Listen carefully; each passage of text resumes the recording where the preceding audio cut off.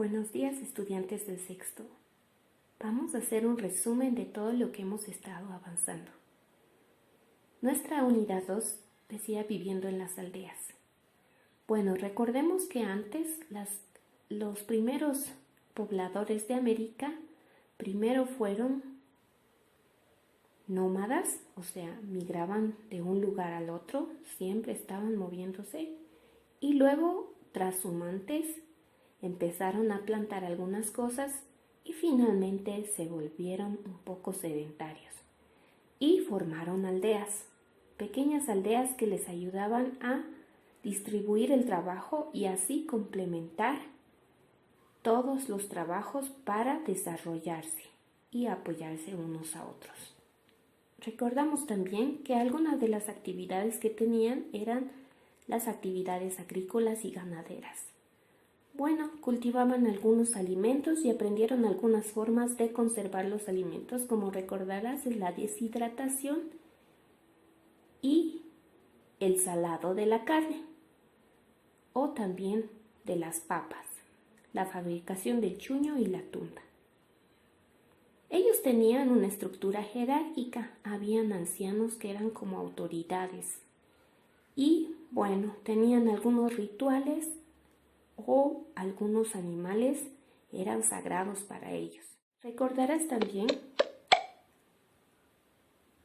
que tenían desarrollo de algunas actividades artesanales como la cerámica, la textilería y la metalurgia. Conocieron cómo fundir algunos metales y también utilizaron la arcilla para hacer algunas cerámicas para rituales o usos diarios. Y sus textiles los hacían de lanas de algunos de los animales que crecían. Recordemos también que hemos estudiado algunas de las culturas del formativo. Como veremos en el mapa que han estudiado en la página 29, vamos a ver que hay muchas culturas que se han desarrollado durante esta etapa. Algunas que habíamos estudiado con la profe Dalia eran la Huancaraní y Chiripa. Recuerda que algunas características de Huancaraní son que ellos vivían en espacios, en casas circulares con una distribución circular.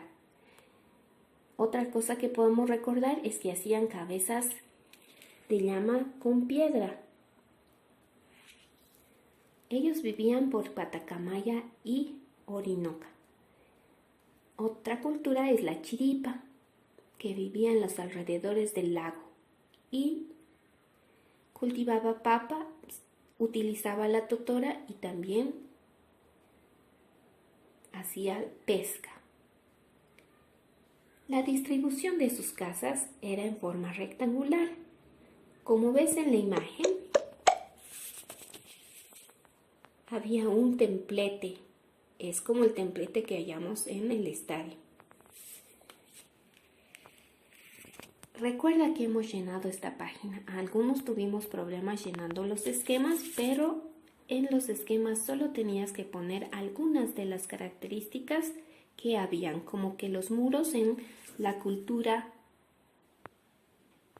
Chiripa sus casas tenían muros dobles y bueno, el templete estaba en centro y tenían una distribución rectangular. Al contrario de la cultura Huancaraní, que tenía una distribución circular y casas circulares con un muro defensivo. Bueno, vamos a seguir adelante. Ya llegamos a la página 29 y 28 y 29, donde hablamos de la cultura tihuanacota. Es una aldea que se forma cuando empiezan a decaer los chiripas, es decir, cuando empiezan a perder su jerarquía política. Entonces se hacen fuertes los tihuanacotas y surgen otras aldeas más que son parte de Tihuanaco. Habían diferentes grupos que eran parte de Tihuanaco.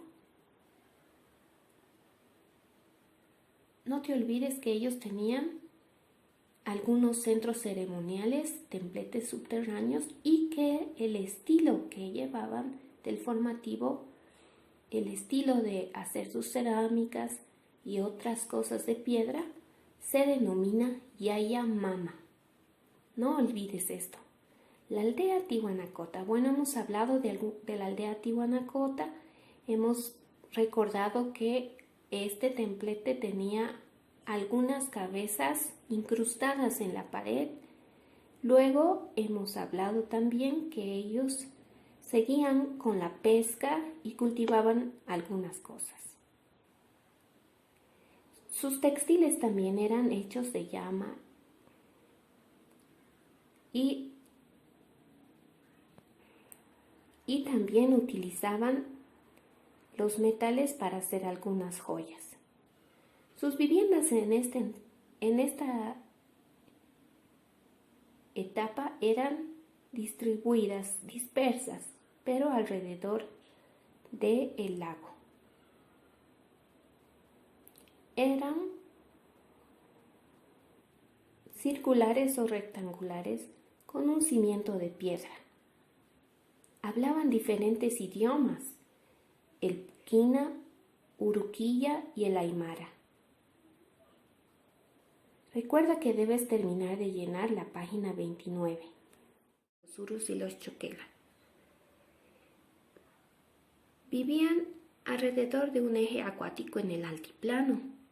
Como verás en el mapa, están alrededor del río Desaguadero, cerca del Salar, y el lago Coipasa y el lago Popó. Los urus no practicaban la agricultura ni la ganadería, pero vivían de la recolección y la pesca. Recolectaban huevos de pato, como recordarás. La totora también era un recurso impredecible. Se piensa que hablaban uruquilla. Los choquelas o larilaris fueron cazadores de vicuñas y tenían actividades como la caza. Veamos ahora el mapa de el periodo formativo. Como verás, hay referencias. En rojo en los cuadraditos rojos están marcada la cultura Tihuanacota. En el celeste está la Chiripa, en rosado la Huancarani, la amarilla la región Uru y la guinda son las culturas de los valles de Cochabamba, de las que hablaremos un poco hoy. Bueno, hablaremos de las culturas del valle de Cochabamba. Son, como verás, Tupuraya, Misque, Aikile y Mojocoya. Las culturas de los valles durante el periodo formativo tenían una actividad de la alfarería. Hacían diseños con colores diferentes, esculturas o vasijas, como verás en las imágenes que encontramos en el libro. Las diferentes regiones tenían sus colores específicos. Veremos, por ejemplo, en la cultura de los túmulos que están en Misque y Aikile, hubieron asentamientos similares a los de la cultura Huancarani. También hay otros agricultores y alfareros que estaban en Mairapampa y Conchupata, en Cochabamba. En la región de Lipes, los grupos de alfareros se asentaron cerca a fuentes de agua y su cerámica era similar a la de los argentinos o chilenos, con incisiones y puntos marcados. En Tarija se utilizó la coloración con negro, blanco y rojo. Estas culturas se desarrollaron mientras Tiwanaku se convertía en un gran centro urbano. Bueno, en Misque también se utilizaron los colores blanco, rojo y negro. Sin embargo, en la cultura mojocoya, sus vasijas o vasos queru